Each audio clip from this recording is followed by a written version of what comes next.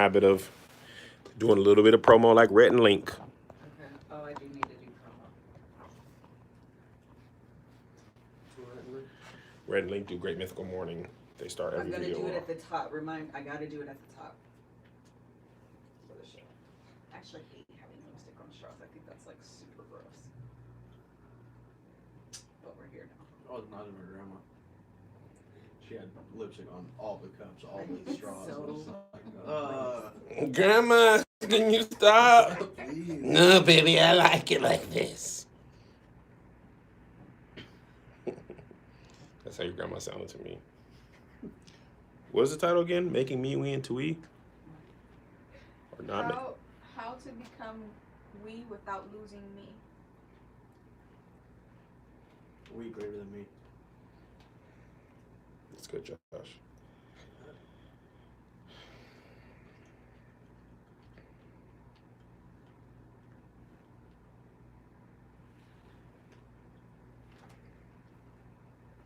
You guys are watching a free bonus promo thing on the YouTube Liveus.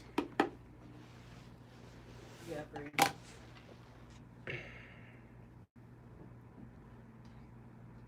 So many Let me foods tell you why right I now. love Blue Jam even more. It's because they gave a fruit cup without any melons.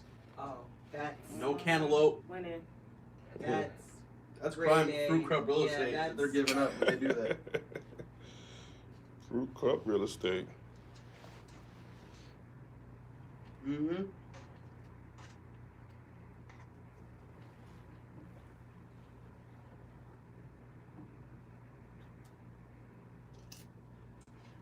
Oh, I'm done talking about food. I thought someone was giving you battered bits. Is Missouri considered Midwest, isn't it? Mm-hmm. Mizzou. So Midwest is you. All right. All Ritz to go. You Ritz. Grab the water. Not Ritz. Slate. Yes. Kev, can you grab one for Dr. D too? The slate in there. Oh, yeah. It's good. Thank you. You're welcome. Just gonna apologize. That's really, I need to see that in order to I love mark it. the time. It's Are so you doing it? festive. Or is Kevin doing it? I'll do it. Yeah. If you want, you could stay here so you can see the time on the. Because this will be the main camera. Okay. Oh yes, we're looking at this one. Here, this Kev, light, you're I Well, partially messed cut. Actually, I'm gonna use the chair.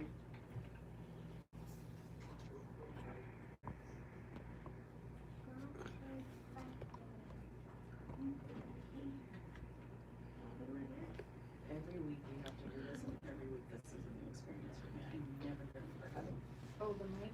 man, every week. Oh, what happened? Where are you trying to go? I think I want it closer to my mouth. Thank you. More? No, this is perfect. I hate both of you.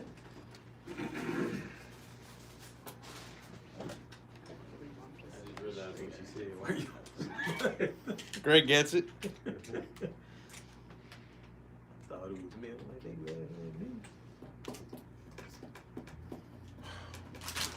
All right, ready? Ready. Ready? Sound speeds, camera speeds. The love hour, take one.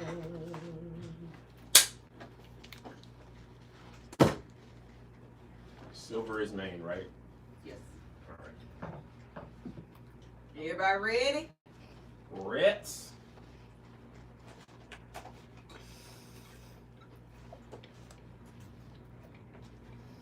Nah, that's right, actually. Moisturize, man. All right, I'm good. All right, here we go. Hello, everybody. Welcome to the Love Hour podcast. I am your host, Ms. Kev on Stage, and I am joined by my husband and co-host. The Kev on Stage. And we have a very special guest here with us today. I am so excited. Her name is Dr. What is your first name? Dr. Maria Dominguez. Oh, Maria Dominguez. But then people tend to, you did very well. I'm from actually. El Paso. Yes. So Maria I just Dominguez. Dr. D in there. Got it. Maria Dominguez. I don't know if I said it good or not. Maria Dominguez. Dominguez. She's from Ohio. I know. That's the Midwest, but it is not. Yeah. You know what the Midwest is? Young Young Restless. Kanye line. Yeah, you're doing good, Liz. I'm super excited to have you here. Thank you so much for joining us, and I'm really excited about our conversation. We just did a whole bunch of conversations. Shout out to the Boo Hive if they are listening, because they gave me some additional questions to ask Chad. It's going to be a really good conversation. But before we get started, we want to do a few announcements. Not a few, just one. One announcement. What is that announcement? The Love Hour Conference. I feel like I promote this all the time, but there are still people who do not know. That's the algorithm, Liz. That I know the algorithm. It makes me so frustrated. But the Love Hour Conference is coming July 9th, 10th, and 11th. Oh, it's coming. In Atlanta, Georgia. It is going to be a time, I promise you, that was super churchy, but we're going to have a high time in the Lord. Whoa, mighty God. I'm so excited about the conference. We have some amazing speakers, but beyond that is going to be an experience. I promise you that. We just had our +1 over the course of the weekend, and a lot of people were like, Melissa, this was decorated low-key like a wedding. But wait for the conference. Okay, when it's an actual vow renewal ceremony, y'all ain't even gonna be ready. So if you're interested to hear more about it, please go to thelovehour.com. Another quick announcement: we started Kevin on Stage Studios Patreon. Oh yes, thank you. Shout out to the 95 for watching live here, and here we're letting you watch this early because we just want to give you a taste of what it tastes like.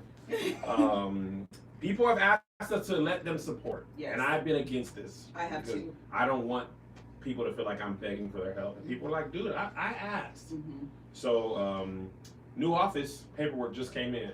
And I was like, you know what? People can be able to help. People should be able to help. People should be able to help. Because that paperwork was like, oh, y'all want this monthly? Mm-hmm. So CameronStage.com under the Patreon banner, you can donate whatever you want per month, and we will use it to help bring you this free, clean content. If you don't do it, we don't feel bad. We love you anyway. Okay. Please do it. But please do it as well. Okay, so we're going to jump right in. I do not have a that or this or that question this week. I was trying to find one, but I'm using my phone for different things, so child, we ain't got one. So we're going to jump right in. You ready? Okay, actually, before we actually get started, I should allow you to introduce yourself. Oh, okay. So please tell our audience who you are and how you got started. Okay. So I am a marriage and family therapist, and I am also a military spouse. So a lot of the clients I have. I didn't know that. Yeah. We're military brats. Yeah. Me and Liz. Yeah. We So met on a I'm military base. That's why I'm We kissed on that base. Ooh. Fort Lewis, Wait, which Unnecessary state is that in? Washington State. Washington. Okay. Yeah, we was kissing in that little house where everybody's house looks the same. Mhm. Yeah. Yeah. You remember this Cookie when we were cutter kissing? houses? Unnecessary detail. Our first kiss, we Continue, Dr. clicked D. teeth, and she was like, "This ain't gonna work." But it did. It did work. But That it first did. kiss was like, ooh, tough, and it was a hard click. It was like, It's so dramatic. ah, No chipping. no chip, Okay. That's no good. chip. Y'all learn from We me. learned from it. Back up a little bit. It was me. I was excited. I jumped right in like, I love you. I'm sorry, guys. Continue. So I'm currently in the Missouri area. I have been in Kansas and in Hawaii, and that's why I'm licensed in multiple states because we move around a lot. And I also do some life coaching as well. Are you Afro-Latina? Yes. I just my learned about that. father is from Turks and Caicos, and my mother is from Puerto Rico. Wait, that's how you pronounce that? Well, it's Turks and Caicos or Turks and Caicos. Oh, yeah, I There's- definitely like- yeah. I sound like Gekis. we're down to Turks and Caicos. I had a dream of going there. When you said, I was like, that's probably why I never been. I don't even know if I'm saying it the way that local people would say it, but I've heard both from different Okay, family got members, it. So Cool. Where were you in Hawaii? On Honolulu? AMR? we were at Schofield Barracks. Oh, so were we. But we lived in AMR. Oh. Well, my dad was stationed in Schofield. How long were you there? 3 years. Yeah, same. We were Did you like- stationed never in Hawaii. I just wanted to jump in the conversation because y'all was like, oh girl. And I was there when I was in school, so I was in, or they call it intermediate school. So I was there 7th, 8th, and 9th grade, like in when did I start high school? 97, so 96, so like 95 or maybe 94 to like 97 or 98. So was it military schooling or? Oh, no, okay. actually Local? it was. It was, okay. yep. Yeah, local, okay. Yeah, school in the economy. So thank you so much for introducing yourself. So what we want to do today is talk about how not to lose me after becoming we. This is something that is near and dear to my heart because we're actually going to do a year wrap up, like a year of what we've learned on podcasting for a year. And one of the like biggest comments that I get, especially like towards the end of this year, more specifically after we did the plus one, I got a ton of people in my inbox and even like friends texting me and was just like, Melissa, it has been so amazing to see like your growth over the course of this last year. I just came off my job last year, just to see like where I started versus where I am today has been amazing.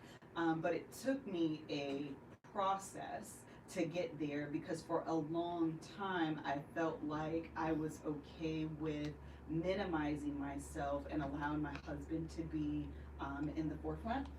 Husband didn't ask for it. No. Yeah. Which I don't know. No. Just clarify. I didn't even know you was minimizing. I never asked on minimize. I need to maximize. I absolutely would agree that you didn't ask that of me. It is something that I took on my own accord as part of like, again, we always talk about like these definitions that we hold as to what it means to be a wife, and you think about being the support system, you think about being a mom first, you think about making sure all of these things are done, and you go out into the workforce and do whatever it is you need to do. And in the meantime, you get to a point where you feel like you've literally lost yourself, and that revelation is scary. And so we want to talk about it's scary. Let me go back just really quickly. It's scary because sometimes you think that you have lost yourself. Wait, what are you trying to say, Melissa? You were the expense or the sacrifice for your relationship. And so in order to rectify it, you have to lose the relationship. Right. And then I would ask, like, is it really the relationship or you feeling like you need to fulfill this role so this dynamic can continue? Because how can we really be partnered or in relationship when we're not even present? Wait. Say it again. No, he doesn't mean this. You came out the gate with the bang with the Deontay Wilder of information. So like you said, a lot of times we internalize these scripts that we receive, right? Internalize these scripts. So we think if we're wifey, we need to be doing this. As a support system, we need to be doing this. And a lot of what I encourage people to do is like, slow down, really define what you're saying. Because we're saying support, but support isn't the same thing as you just falling back and letting somebody else call the shots and then you just figuring out how to adapt. Like support, I still got my thing going. I know what I'm good at. I know how to support. Like you have a whole team here of people supporting you, and each person is shining in their way so that the whole bigger system works. It's not whatever is important to me or whatever I got going doesn't matter because you, this kind of pseudo dominant like role or facade that comes up, that's not what needs to happen. And so if I am present, then I can be in relationship. If not, I'm just doing, I saw another conversation you had where you're talking about like the cookie cutter, and that's similar to like that shadow that I talk about is because you are just trying to fit within this structure that has been created versus you just authentically connecting and being. Man, that was good. That script is good. Have you seen the show Westworld? Yes. Okay, so Melissa hasn't seen it. But we use a lot of things from it. They have, so it's all about like robots, and they have core programming to list people. So that scripts thing you made me think of that. Like this is what a wife does. A wife cooks, a wife cleans, a wife does this, and anything outside of that is me not acting like a wife. A husband provides, a husband doesn't show weakness, a husband doesn't show fear. But in my relationship, Melissa and I, we realized that those scripts, like trying to keep those was hurting our relationship. Like Melissa was like, I need you to be vulnerable. My core program was like, no, you must be strong. You must be strong. But I realized it was either keep to this script or lose this relationship. And that almost rhymes. So I made that. Because it almost. But I feel like that's a lot of stuff Melissa and I talk about is like shaping your own relationship and not using the cookie cutter or the outline or the of everybody else. Like Right. the most important thing you can do is love and support someone, and that looks different depending on who you're with. Yes. You know what I mean? Yes, and I love what you're saying. I want to continue with that because it's about learning, like, in my work, be your own programmer. Like, you understand this is the script that was given to me. This isn't serving me well. This isn't Right. working out. So how can I define this for myself? Mhm. How can I adapt this? How can we create a new script that works for us? Yes. Okay, so I really. This is short circuiting. I know. I'm so excited. Every time she gets really excited, she's like, information! If Lissa had a penis, she would get erect only for information. She'd be like, ooh, How did girl. we get here? Because that's how you'd be like, she said something so good. You're so out of line all the time. It would just be a penis for information only. She'd be reading a book like, that study said what? Yeah. I can't stand you. I love the idea of a script, and the reason why is because with scripts come cues. Yes. And those cues create a dynamic, and that creates a storyline. Yes. And so what we don't realize, something that Esther Perel always talks about, is how all relationships are dynamic, and if you want to change your relationship, start by changing yourself. So Mhm. even just the phrasing of script kind of like lends itself to this idea that I have control over this dynamic, and by choosing whatever I'm choosing, I am creating a response for my partner, and that's creating a storyline. Yeah. That's Absolutely. good. While we're talking about creating a storyline, let's talk about the fact that we are entering 2020, and a lot of us want to create something new for ourselves, whether that's body, mental, or whatever we want to do. We want to go into the new year being our best present selves, and what we need to do that is Noom. You need Noom. I'm going to tell you why. It is so much more than just about losing weight and getting in shape. It's about learning healthier habits and feeding and feeling better about yourself, whether that's from more stamina to keep up with your busy life, or finally getting into those goal genes, being more in tune with your body needs, or practicing more self-care, especially as women. Again, we get into these roles and these modes of like what it means to be a wife, what it means to be a mom, and we put ourselves last. In 2020, put yourself first. And sometimes that looks like exercise. Sometimes that looks like getting up 30 minutes early and taking that time and dedicating it to yourself. Taking care of yourself, pampering yourself is not always a manicure and a pedicure. Sometimes it literally means saying no to the burger and going to do a 10-minute workout. That's sometimes what pampering means. You don't have to change it all in one day. Small steps make a big progress. Sign up for your trial today at Noom. That's noom.com/love hour. Love hour. What do you have to lose except the weight? Visit noom.com/love hour Love to start hour. your trial today. Again, that's Noom, noom.com/love hour. Love hour. The last weight loss program you will ever need. That was like deep real quick in this.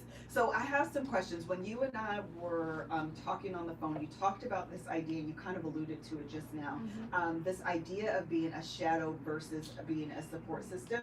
Can you give us your definitions of what that means? Okay.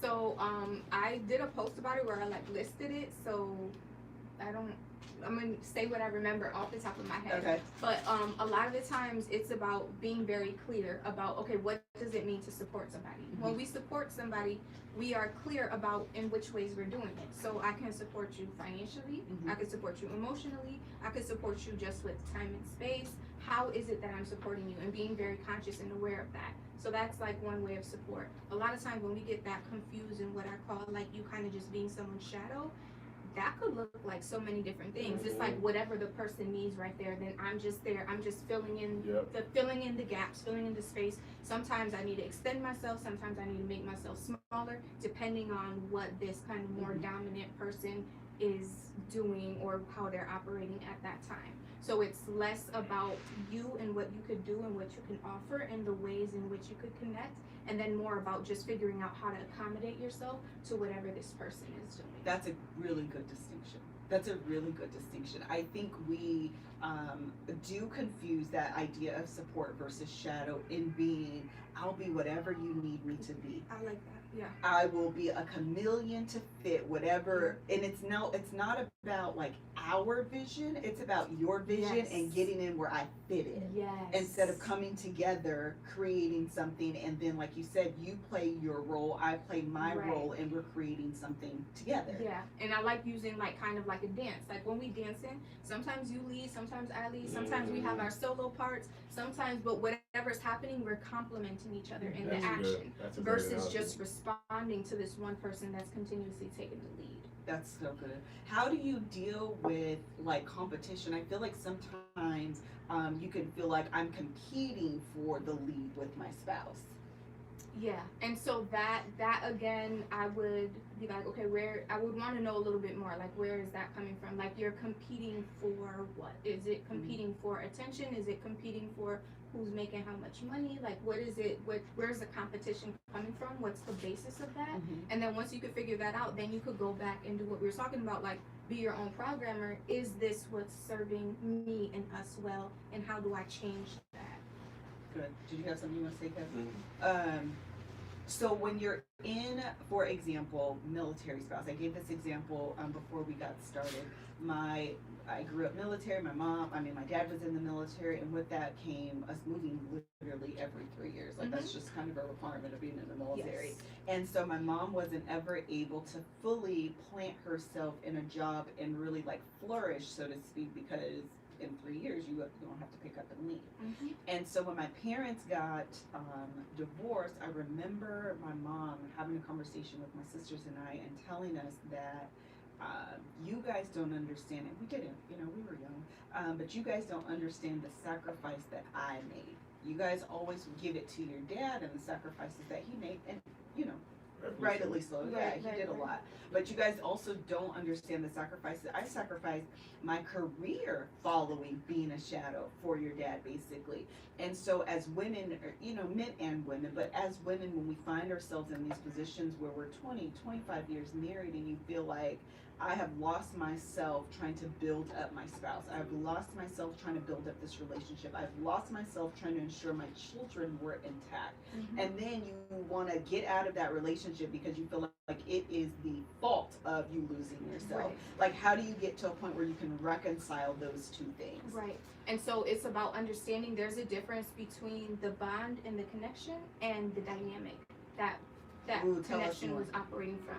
So one dynamic that we've kind of been talking about, and this is borrowing from Bowen family systems, Okay. is the underfunctioning and overfunctioning dynamic. And that dynamic, the overfunctioner, that's the person that got everything together, they're doing well, they're career oriented, they like on paper, they're the ones that everyone goes to for help. Like anyone needs any advice or anything, they're the ones to go to, they look great on paper. And then we find them paired with someone who might appear to be the underfunctioner. They're the problem. They're the one that's always sick. They're the ones that always got something going wrong. They're the ones that like don't know how to do, whatever, always needing help, et cetera, et cetera. And then we see that in that dynamic, the longer it happens, the more entrenched it becomes. But it's the dynamic that's the problem, not those particular individuals. Because we could see, let's say someone's an overfunctioner at work. Like at work, they're the ones that are calling the shots. They're kind of like, getting into everyone's business, trying to be micromanagers, but then at home, they're underfunctioning. So it's not a personality trait, it's a dynamic of the relationship. Oh, that's so good. I just want to pause you really quickly because when you're at a point where you're like so resentful or angry at a relationship, you're not like attributing this to a dynamic. Right, you're attributing it to the person. Absolutely. I got to Yes. get rid of you. Yes. And then that is where we have a lot of this heartbreak and all of these things, because then we see the person that we love as the problem. You're the cause of all of 100%. these things. When we look at it from that perspective, what could you do about it? Gotta leave them or her. Divorce seems to be the only option. Yeah. Exactly. Because And you're the then- source of my problem. Yes, and becomes that all or nothing. Like, I either keep on dealing with this because this Right. is all I'm gonna get from you, Right. or I need to go off on my own and find my freedom and be my best, highest self, etc., etc. When we understand that these are dynamics at play that don't only exist in the partnership of you two, like, you could go and find somebody else and find yourself operating from those same Because habitual wherever you patterns. are, You wherever are. you go, there you are. Mhm. And You know, that is, yeah. yeah. Okay. I was just gonna say Cloudy with a Chance of Meatballs, which is a great movie for marriage. He had put some spray on shoes on, and he got embarrassed for making fun of him, so he ran away. And the narration was like, no matter how far you go, you can never outrun your own feet. Mhm. So people always feel like, oh, if I move here, I'll be different. Wherever you go, that's where you are. So if you're taking those same thoughts, experiences, approaches to life to that new relationship, you're gonna find out that's how it ends. You know, funny story. This girl I used to know, she got cheated on for like 8 guys in a row, right? So I'm like, or a relationship norm violated, 8 guys in a row. So I was talking to her about it. One time, like the first time, what happened was he like legit cheated. He snuck it out while she found his phone, all this. So then after that, she was like, every relationship after that, I went through everyone in their phone. And when they would tell me stuff, I never believed them. So I was always questioning them. And then when they would want to break up with me, I wouldn't let them because I wanted to be around them. So I was like, so you ended up not forcing, but your actions would cause these dudes to cheat. You would act like they were cheating, and you would treat them like you're cheating, then you wouldn't break up when they break up. So then she was like, I was just like seeing a pattern. She was like, oh my God, like I was causing my own like pain and turmoil because that one time it legit happened, and then she kind of like manifested it in future relationships because she took that same hurt, pain, baggage, whatever into the other relationships, and she acted in a way that pushed people away without letting them go. Yeah. And I feel like we probably do that, maybe not that exact thing, but we do that type of thing in our relationships. And you wonder, how do I keep end up with these same kind of guys, same type of people, and people keep treating me this way? How is it? You know what I mean? And I think it's because of what you just said, what we do, and we're bringing our dynamic into the new relationship. Yeah. You know? And I want to connect what you said with what you said. A lot of that is because our focus is on the other person versus on ourselves, Mm-hmm. right? So then when we see the other person as a problem, we're not going through what you helped her do, reflecting like, how am I contributing to this dynamic? Right. What role am I playing in this pattern? What When you're script am I just reading? focusing on this person is the problem, Yep. then you can't go through that process of figuring out, how might I be enabling this? What role might That's I be hard, playing Dr. in D. this? Don't nobody want to do that self-work. We don't, but then when we don't, then we find ourselves experiencing these same things over and over. It's just so We much find easier to ourselves blame the other lost. person. It is. Because like taking a look at myself is like, oh, that's a lot. It- Like, you mean to tell me I'm gaining weight because I don't eat right? No, it's because my real dad is built like me. I was destined to be like this. Yes, I just ate brunch carbonara and 2 eggs and all that, and I didn't work out. That's my genetics. You know, it's actually funny. I'm joking, but I'm not. People always say, you know, like high blood pressure runs in my family, diabetes runs in my family. Remember, I was at a doctor one time. He said, what happens is people eat the same food that their grandfather ate, and they don't change it. So you end up ingesting the same thing that caused the high blood pressure. Yes. It's not a hereditary thing. It's a choice that your whole hereditary made. So in our field, we use the word like intergenerational transmission. In the Bible, we say generational curses. Yes.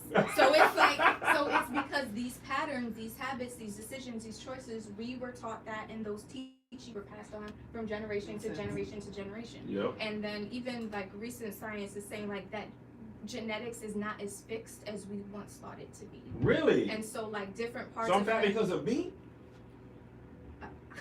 She's like, I don't really want to have that conversation. But my real dad, I saw him and it made me feel better. I was destined to be this way, there are right? there are multiple variables at play. Yeah, one of them. For a relationship, yes, but for body type, no. Give me this, Dr. Dominguez. This is all This I is have. not my field of expertise. That was a smart one. This is not my field of expertise. I'm gonna go back to this relationship stuff. That belly ain't come from nowhere though. What do you, I feel like, someone just said this, that like changing dynamics sounds hard. Oh my God. What is the first steps you can think of or offer people to like work on changing those dynamics, which is really changing yourself? Right. Changing yourself and changing your responses to the things that come up. So first is like taking a step back and reflecting and being in tune with, what is it that I want? What is it that is important to me?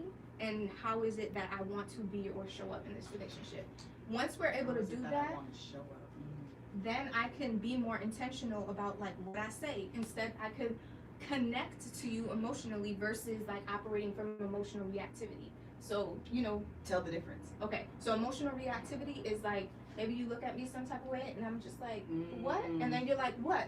And then it Oh, just let me tell you how escalates. Melissa does that. Hello? So Hello. Melissa Hello. always does when I'm trying to help.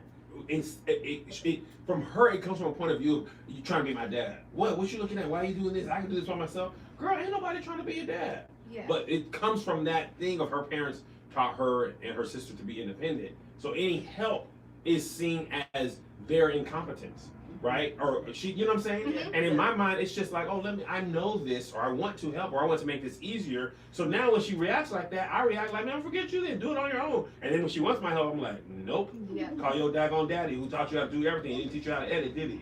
Oh, you can change So oil, being petty. but you How can't about edit. that? How about you work on that? That dynamic. Oh, yeah. So that's a beautiful example of emotional reactivity, right? We're just reacting to stuff. There is not much conscious thought or awareness in, okay, how am I? And then unless, like, if we're being petty, like that's being petty is like emotional reactivity. Like you just Being trying petty is emotional reactivity? yes, you It just trying sounds to so get the other scientific. person to feel what you feeling, Yes, right? yes. Versus like we're trying to connect emotionally. Like I want you to feel and understand where I'm coming from. And you wanting her to feel and understand where you're coming from. Like Right. I'm not trying to take over. I'm not trying to like take over your space or make you smaller, you know, like that you're helpless or be the savior or anything. Like I know that there's a easier or faster route. I want to be useful, etc., etc. And so connecting from that versus connecting from that. You know what else I realized That was about good. marriage? That That context and that framing of something totally shapes the way the person views it, even if it's after the fact. If you say, well, this is how it made me feel, well, actually my approach was this, X, Y, and Z, then it's like, oh, well, I was tripping. You know what I mean? Like, maybe that's not the scientific way of saying it, but, you know, that wasn't your intention. So then maybe the next time, which just happened in our relationship, now that she knows that same thing, we used this example before, Greg and Mel, that's Melissa's younger sister, who's just like her, but with more attitude. And she's not the sister I like the most. Her middle sister is the one that I really like. But all right, we got But it. Mel did have the baby, which is my favorite niece and nephew. And just, I'm sorry, my other ones, you guys are old and you have tattoos and stuff. The baby's still pure. But she was struggling with the suitcase one time when they were at the airport. So Greg was like, you know, let me help you. She's like, nah, I got it. I'm from Atlanta. And so he's like, all right. Yeah, but she be acting like she is. So Greg's like, all right, fine, do it yourself. So then she struggles with it. She's like, you ain't gonna help me? And he's like, And he's like, look, I want to make your life easier. And that's all I want to do. I'm strong, I'm physically fit, I got a full beard. It's not patchy in any way, shape, or form. But so now she understands that, and she's not approaching as if you're grabbing this because you think I can't do it. Right. You're like, I want to make your life easier. That difference for her and for Melissa and I makes so much difference. And a lot of times what happens is we're so mad at the situation that we can't express that clearly. And we have to take a beat. This happened to me and Melissa over the weekend. We have to take a beat while we're upset and express our intention and our motivation. And a lot of times that context helps your spouse or your relationship partner get a better understanding for why you did what you did. And then it can kind of like ease their concerns. Right. So that's something Melissa and I are working on kind of always. Because the thing about marriage that changes is you.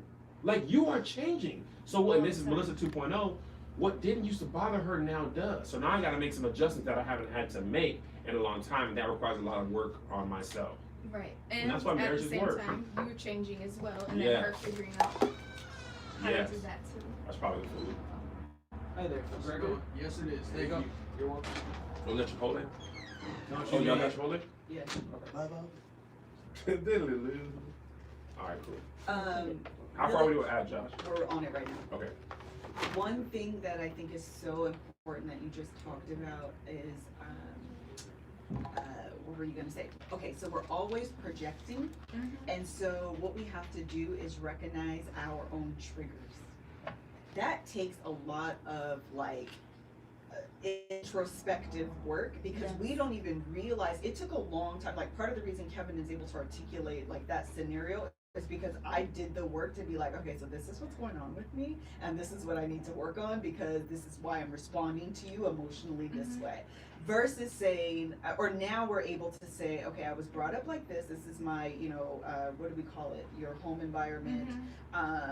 Family of origin. Thank you, stuff. thank you. This is my family of origin stuff. This is how this has impacted me now, and now this is how it's impacting you and I. And once I'm able to identify that, identify my triggers, identify why I'm able to respond, it allows us both to have grace for each other to kind of navigate that path. But we don't do that. We just be like, that's just how I am. Yes. Yeah. Yes. And I saw a meme that said, if you gonna be married to me, you gonna be married to somebody who's loud and wrong and don't apologize. And I was like, why would you? Why would you present that as a quality? Right. Like, why would you want to be with somebody who's loud, don't care if they're wrong, and don't apologize? Like, that's not a like, oh yes, sign me up for that. But that's how we be sometimes. We take negative parts of ourselves and present them as if they're positive. And I want to challenge even that just a little bit, because a lot of times we confuse our behaviors or our habits with our identity. Woo! And it's not the same thing, right? I could be loud, I could be quiet, I could still be me. Yeah. So what I do and the way I behave and the habits that I create and show up, that is not necessarily part of my essence or my core. Us figuring that part out, which connects to what we're talking about, like the losing me, is you being in tune to, okay, what are your principles? Like, what are my values? What are my visions and goals for life? Like, that is more about who I am. What I do, the behaviors that I have, the way that I react or respond to things, those are things that could change. Like, we could train each other to do that kind of stuff consciously or unconsciously. Like, those are just, behaviors and habits. We were taught those things. But who I am in my essence, in my core, that is something that I can intentionally create, and that is a little bit deeper than just how I behave. Oh my gosh. That's absolutely true. So true. Come on in, sir. And we have one more person who can send us over the bag. We order all type of snacks. They came a lot earlier than I thought. I appreciate you, sir. Thank you. I still have more in the car. Okay. We got a big shoot today. Yeah. Just be right there. It said 2 hours. You gonna do the ad when we get back? Yeah, That was good. it was good. Anytime you say, ooh, we should notate that. Is Shari checking the ads? Yeah, I'm gonna go downstairs and grab this. Josh was telling me there's an ad. I mean, who's checking to make sure you say the right thing? Great. Taking it on my phone. Oh, Greg's listening behind there. You need help? Child, if you got more bags, I'm gonna use the restroom real quick. But I want to say something really, I want to remember to say this, that it's so good that you said we confuse our habits with our identity, because sometimes we get so connected with our habits that we feel like when someone's trying to get us to grow, that we feel challenged in you're trying to change Me. Aren't you Right. happy? Right. That's good. It seemed like dude busted on Bruh, he popped all through the door. I'm up in here now. Oh, they love that. My habits are not my essence. That's good. This is why I should say that You got that note, Char? Yep. this is why the love hour is good for single people. Because this amount of work you can do before you get married. This is what I was thinking, like, That's such listening so to good, this. Like, this is valuable good. information for people. Especially to kind of help check yourself Yeah. before you even kind of enter a relationship. And part of my training, a lot of the work that I did was premarital counseling. Yeah. And it's like, it's so much easier to do the same stuff I do with married people, with the premarital people, because they're still in that positive. Yes, we're like, open. honeymoon. I feel like this is actually So we more can- valuable before marriage. It is. Yeah. I added you as a moderator, Cat James, because I may even watch it. They're throwing bread in, man. Are they? Yeah. On the live? Got like $30 in there. Who put 30 bucks in there?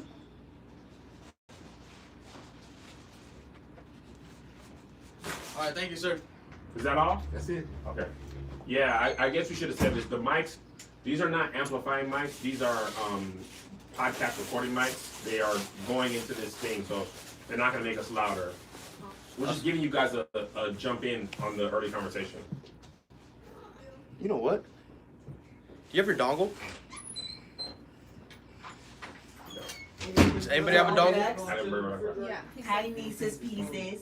I don't really buy them. I want to try something real quick. Hi, my nieces pieces. All right, we got to do the ad list. Yep, I'm ready. They're loving it in the chat. They like the essence thing Anybody have a dog? a lot. Right here. You know what? Also, when you go live, what people comment will trigger you to what is good for social media and the live comments at the time it happens. So yeah, okay. Ready? All right, we're back. I'll ask about compromising. We're back. Okay. So you just said something really, really, really good, and I'm gonna remember to come back to it. But also, y'all know when I get excited, I start sweating and stuff. So I want to tell you about Native because they're great.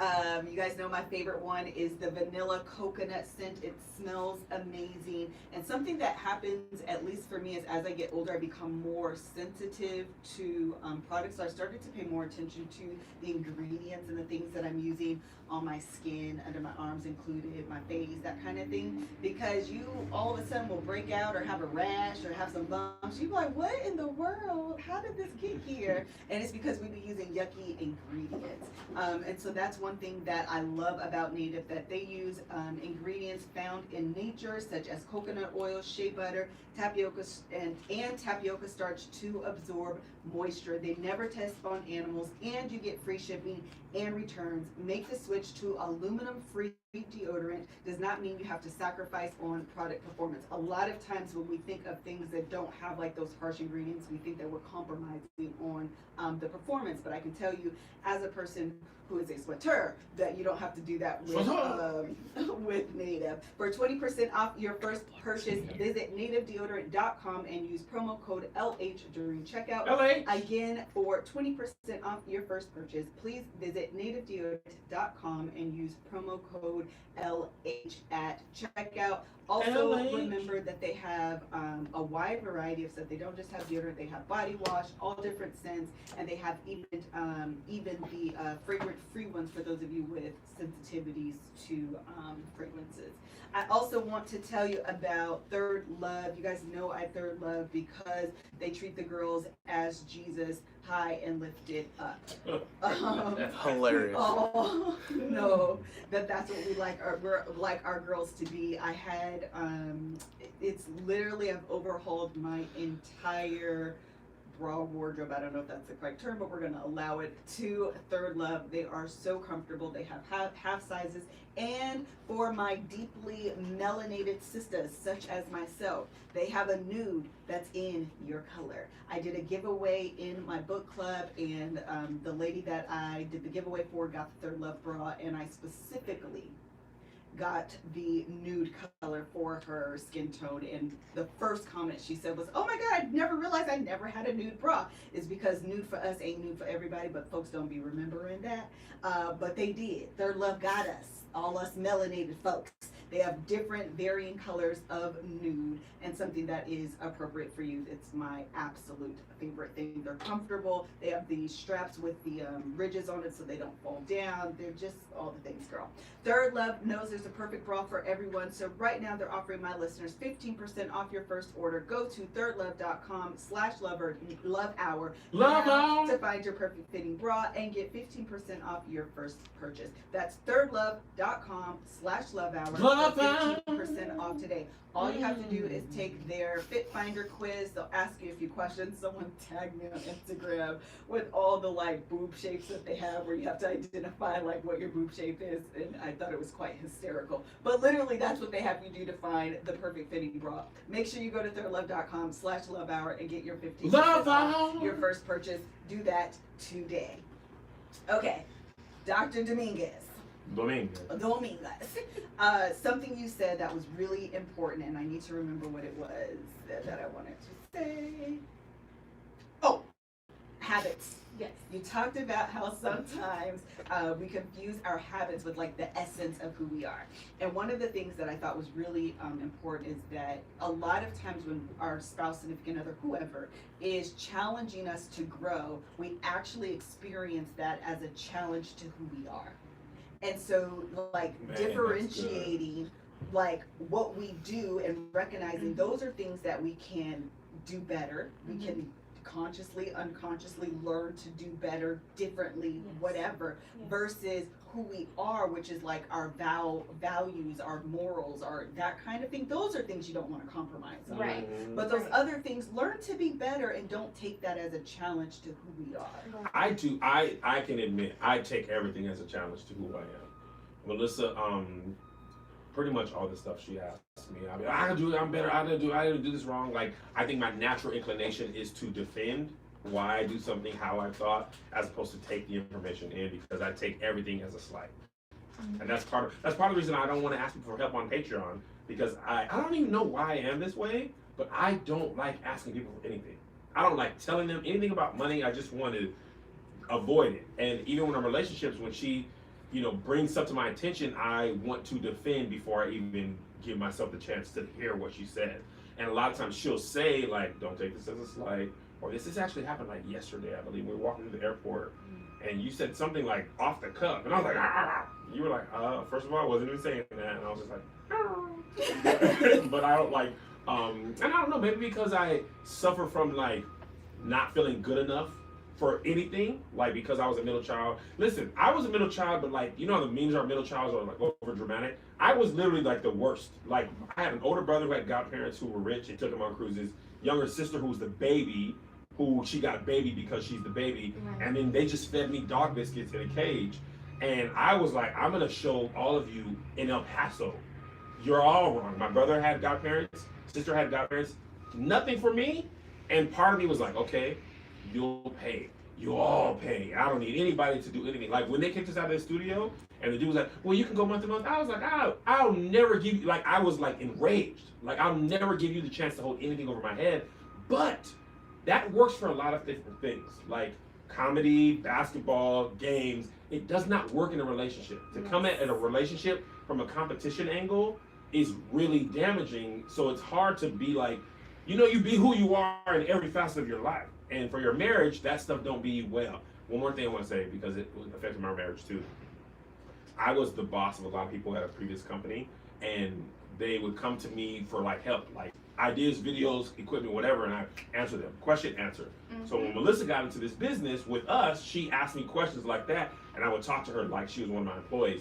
I just want you to know, it did not go well. She was like, first of all, I'll burn this thing down before you talk to me like I'm one of your little employees. Even though she was asking little employee questions. I could not talk to her the same way. I didn't like that. I'm just saying, I'm expressing myself.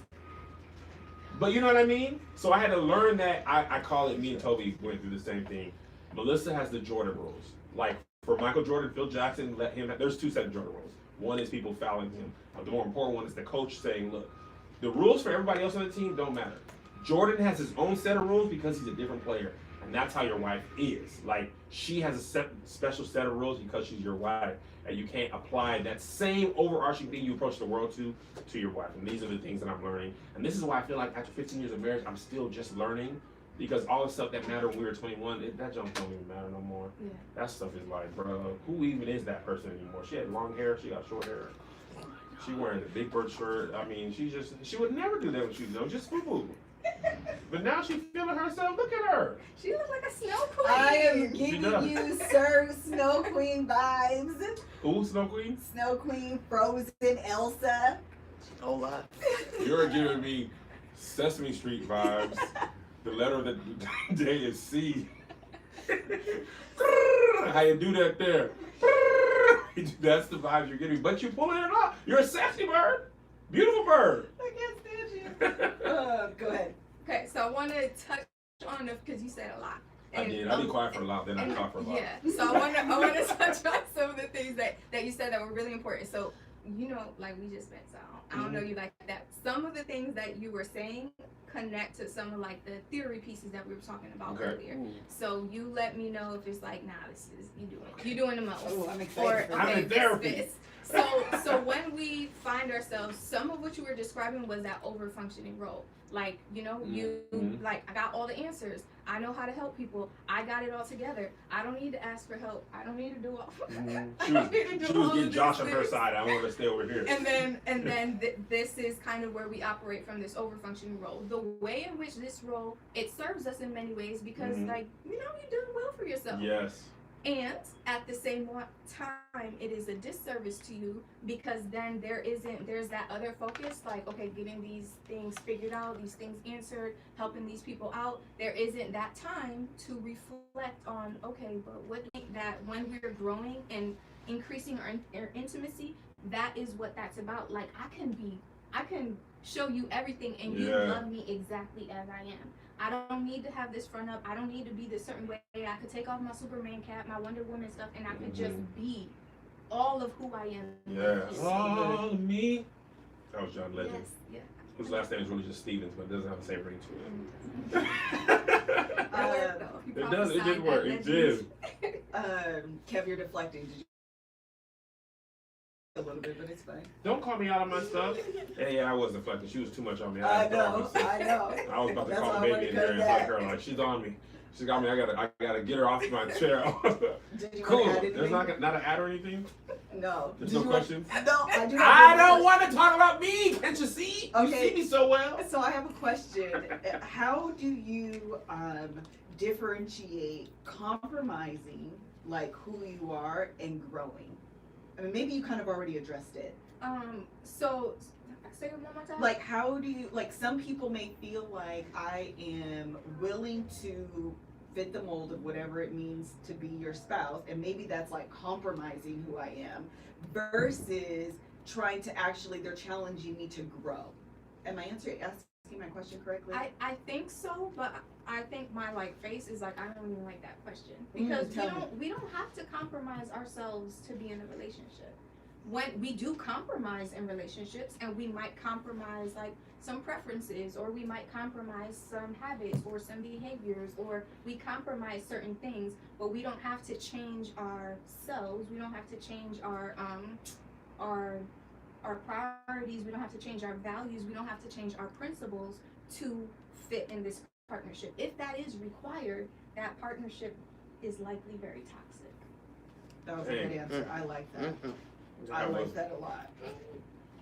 Okay, let me find another question. Oh, this is a really good question, and Kevin kind of alluded to it earlier. How do we, like, let's say someone's listening to this and they're like, I see myself in this. I can see myself heading down a path of like resentment and eventually blaming my spouse for like me losing myself. How do you structure a conversation or have a conversation with your spouse so that your spouse doesn't get offended and feel like you are placing all of the blame on them? Right. So first, have that real conversation with yourself and acknowledge in what ways has the control been something that I just gave to them, and in what ways is that control something that they placed on me?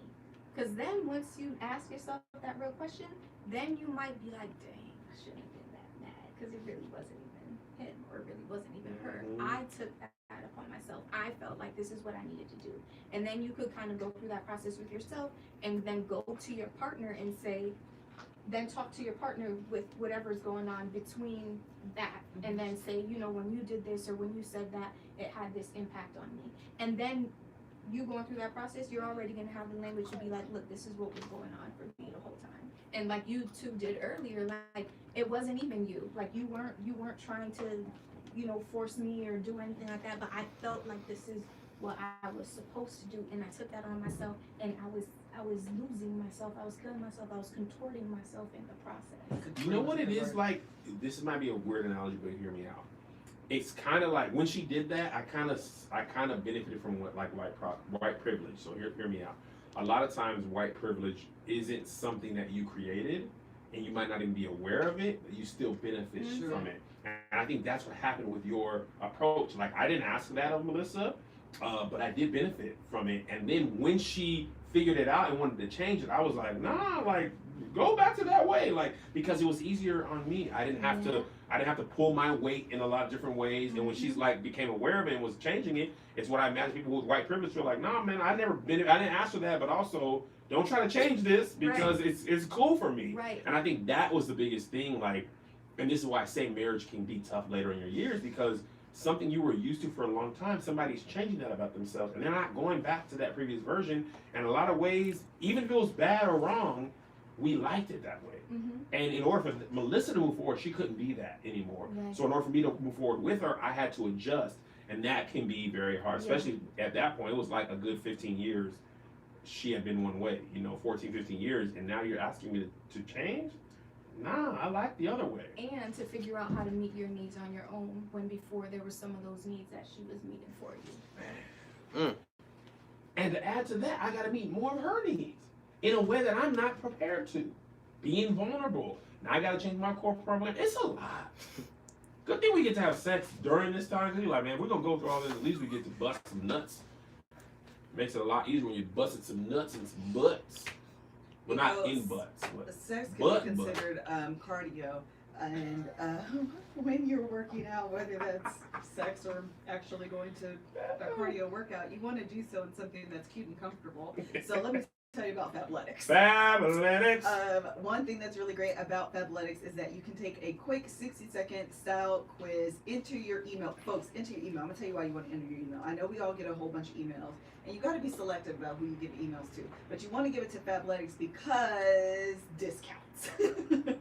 Anytime you sign up for an email list, you are going to be in the know with new releases, new collabs, when they're releasing sales, all of those things. You want to do that. And you will receive personalized showroom of pieces specifically designed for you, because you're going to take that 60-second style quiz. So that way they'll get to know you a little bit. You'll have an intimate relationship. And then they'll be able to suggest things that you should buy based on your personal style preference. New styles, collections, and prints are released every month. And there's a Fabletics 45-day workout guarantee, and they're cute. I bought some like pink floral ones that have like gold reflex in it or something. They're honestly, they're just cute. You should work out, but like, they're actually. But if you don't, but they're if also you don't, cool just to wear around the house. That's or what I drop the do. children off at school. Yes. Or while you're thinking about going to the gym. Yes. Maybe you actually make it there. Or maybe you don't, but you were cute while you were thinking about it.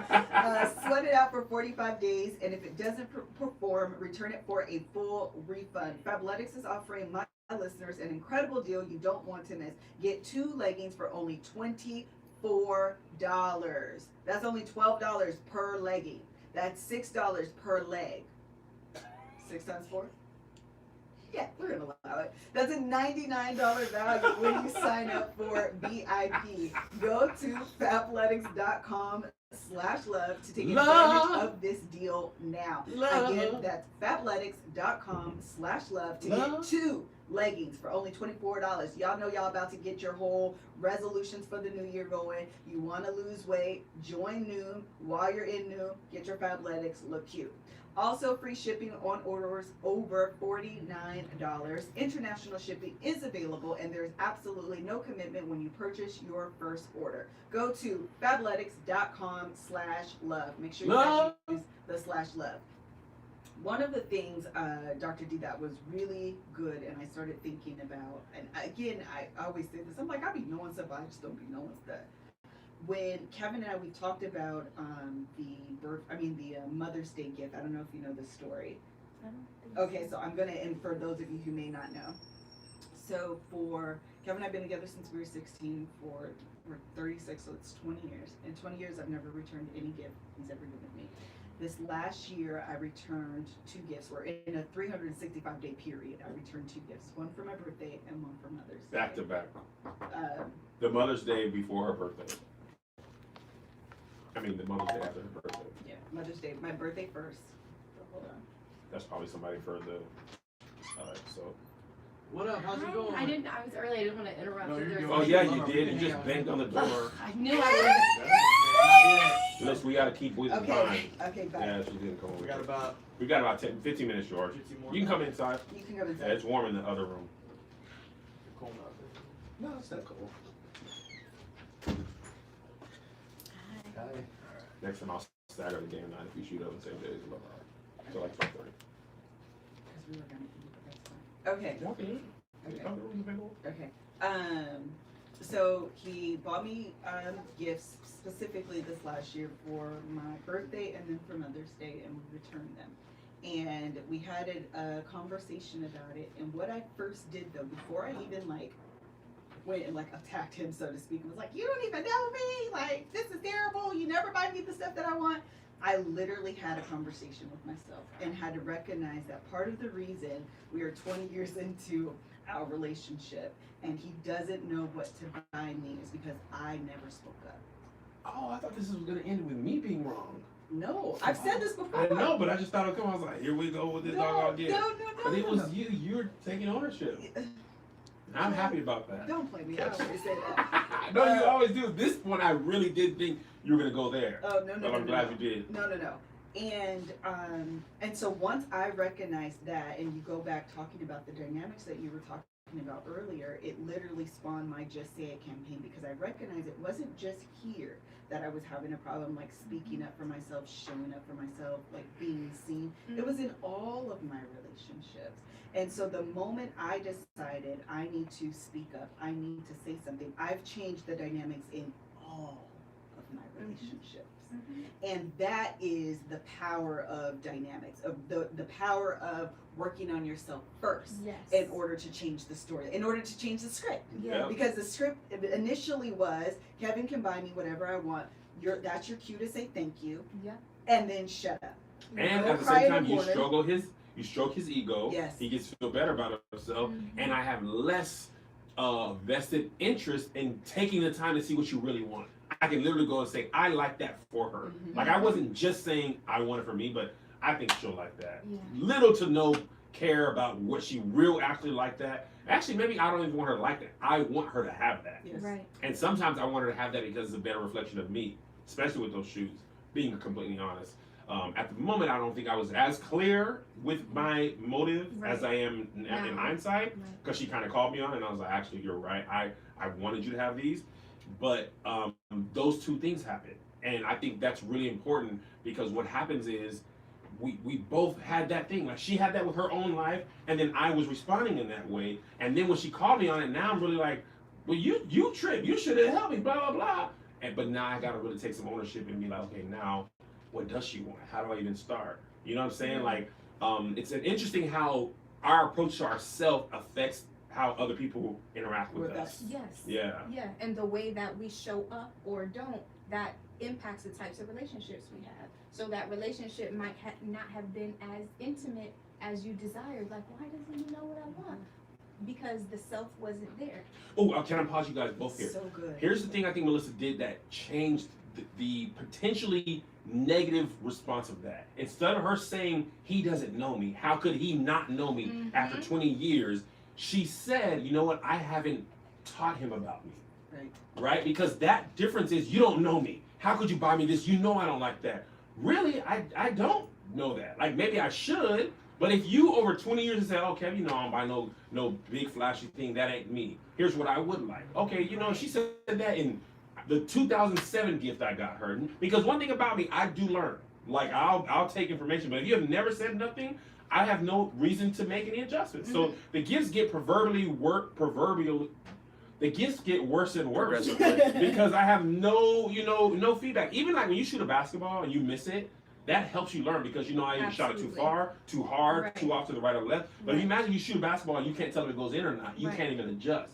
So her doing that allows me to be like, okay, she doesn't like gaudy stuff. I kind of know that. Look at her closet cabinet. It ain't really gaudy. She likes sleek stuff. You know what I mean? Like, and then she wears this Big Bird thing, and I'm like, I gotta start all over. I don't even know her. I would have never thought she would have wore that. But now if I buy her a Big Bird helmet, I'll be like, but you had the shirt already. Don't do that. If I buy her some boots, like y'all wearing the same boots, I wouldn't have known. I think that so much, Josh. It's just so much. it is a lot, but I think the most challenging part of what we've talked about today really has to do with the self-work. And I think that's the part people don't want to hear. It's the part I don't want to hear because that's the hardest thing to do. And you often think, I'm unhappy because of you, so you change. Instead of recognizing the role that you play in, again, these dynamics. Dynamics is so important. Right. I thought you had something to say. Nope, just... Kev, you want to say anything? I'm going No. to these last questions. No, you can say your last question. Oh, I know what I wanted to say too. One thing that you were talking about is how entrenched we become in these storylines and these roles. And when Kev was just talking about, like, I could have gone, and if I'm being honest, I did start there. I did start with, he doesn't know me. Like, let's be clear. I did start there. But I can tend to be introspective. Maybe it's just because I've been listening to a whole bunch of podcasts and listening and reading everything. But I had to recognize my own shortcomings in not speaking up for myself. And it started literally with getting my nails done, and the lady was literally burning my cuticles off, and I wasn't saying anything. Guess what? Remember we got this massage last week. We had a couple of massages, and I asked her, dude, this is a big black dude and a small Asian guy. I was like, which guy do you want? She was like, I'll take the small Asian guy, right? And she made a grave mistake of underestimating massage people and their strength. This Asian dude was breaking her body in I was half. about to throw up. And here's the thing, they always check in. Hey, is this too much pressure? What Melissa said. She ain't saying nothing, so he was like, all right.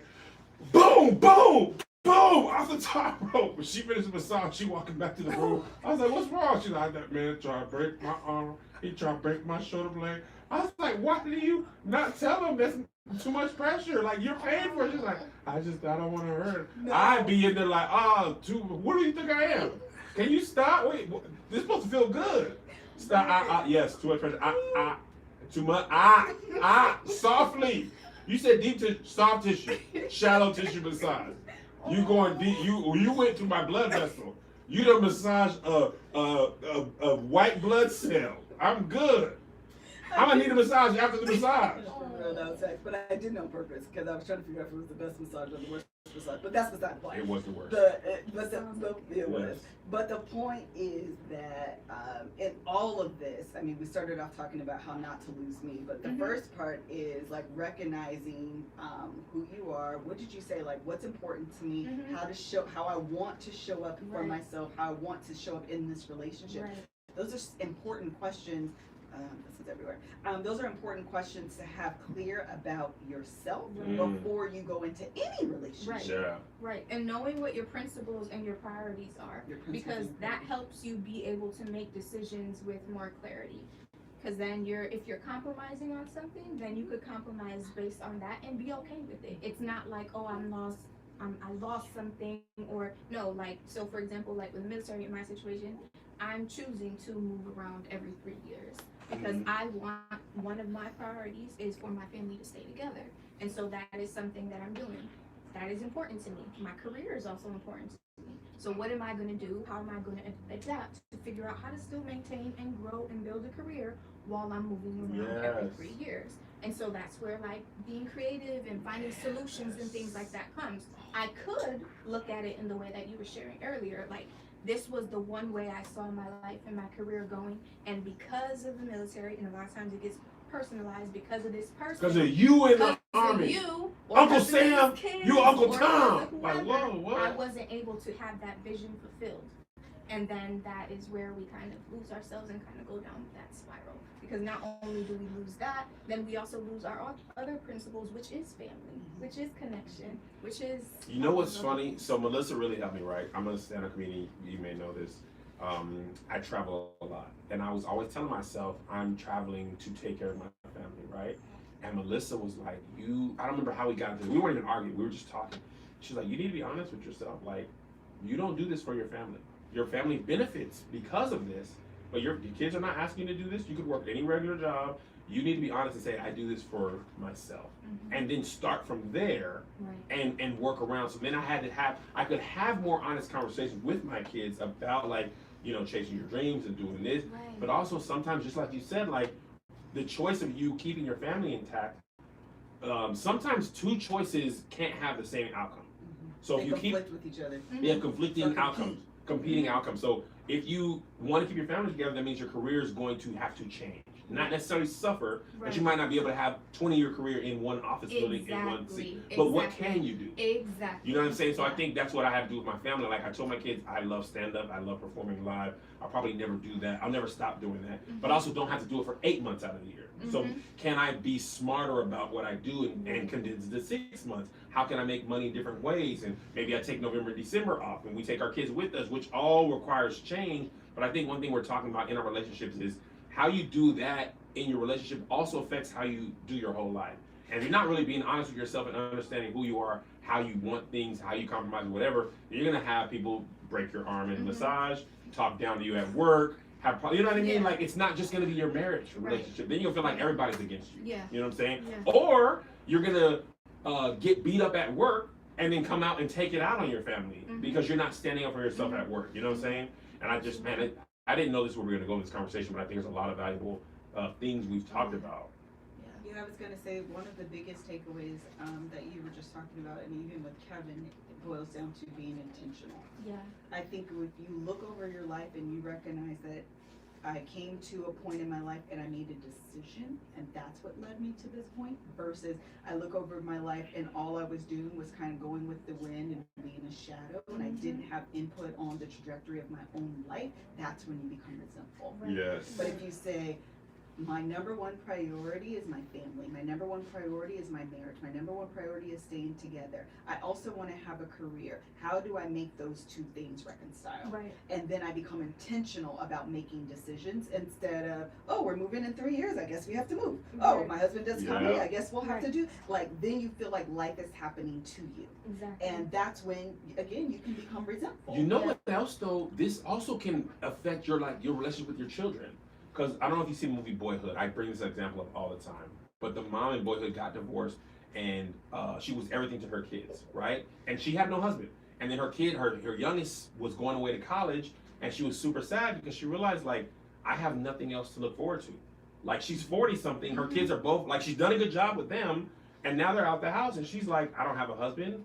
I don't have my next thing. Like, that's what happens when you are all in on motherhood, fatherhood, all in on work. Like, it affects your other, it's a 360 approach of letting yourself go. So we tell our kids, like, we're going to take a vacation without you every year because we wait. That's fine. Say that to our We do. children, I but tell them, also- like, in my heart, I was like, you guys kind of messed this vacation up.